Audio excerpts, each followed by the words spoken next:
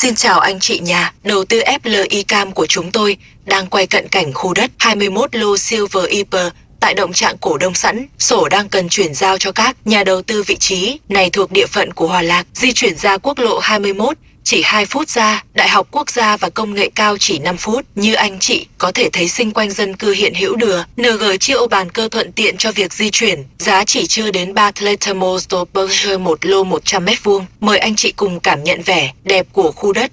Đừng ngại gọi em theo số hotline 0347000062 để đi xem đất miễn phí.